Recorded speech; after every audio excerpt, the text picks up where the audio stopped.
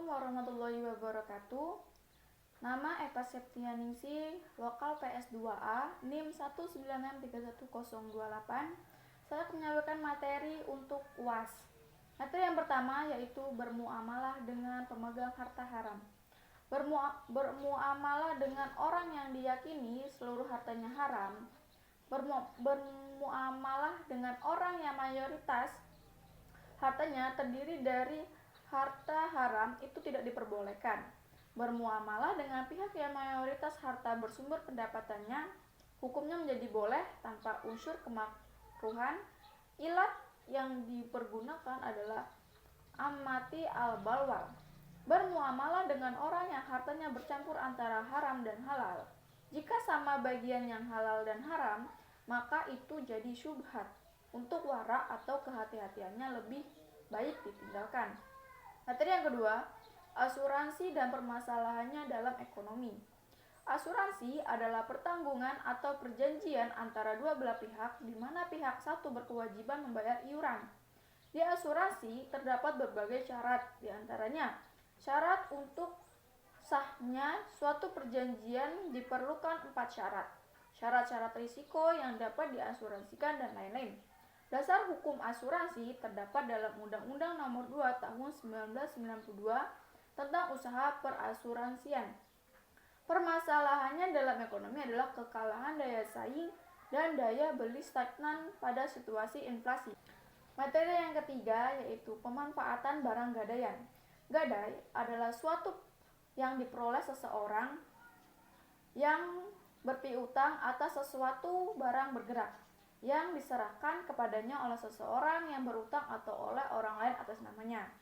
Landasan hukum gadai terdapat pada Undang-Undang Nomor 7 Tahun 1992, Undang-Undang Nomor 9 Tahun 1969, dan Surah Al-Baqarah ayat 283. Hukum pemanfaatan barang gadaian menurut ulama 4 mazhab, diantaranya ulama Hanafiyah, ulama Malikiyah, ulama Hanabilah, dan Imam Ahmad, Ishaq, Al-Lathis, dan Al-Hasan.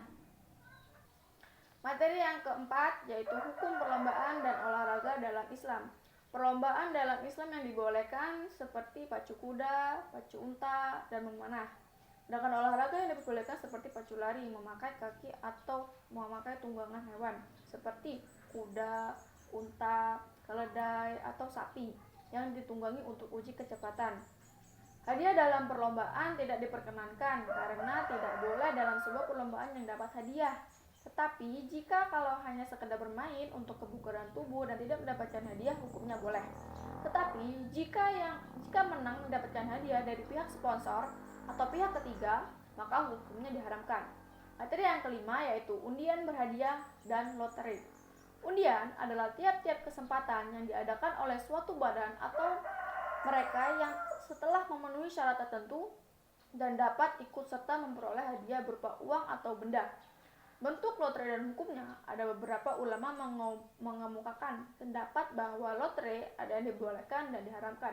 Contoh, Nur Ibrahim Hussein, lotre hukumnya halal karena tidak mengandung unsur permusuhan seperti dalam judi. Sedangkan menurut Rashid Ridho, hukumnya haram karena undian itu termasuk perjudian.